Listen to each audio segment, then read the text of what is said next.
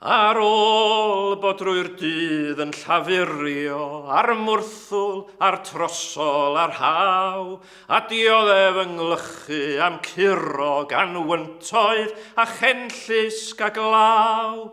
Rôl dychwel i'n bwthyn fy hunan, mor ddifur i'w cael drws y tŷ, a'r oer fel a'r twllwch tu allan, a'r cariad a'r tan yn y tŷ.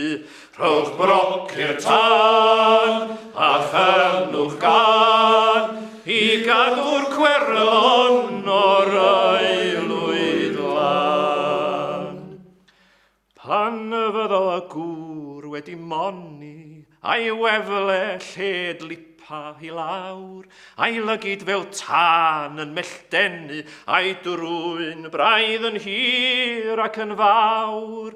Edryched y gwragedd mor siriol, a pheidio deud gair wrtho fe, daw amser ar gŵr at ei ganu, a'r gwefle a'r llygyd i'w lle. Rhowch broc i'r tân, a chanwch gan, i gadw'r cwerlon o'r aelwyd lan.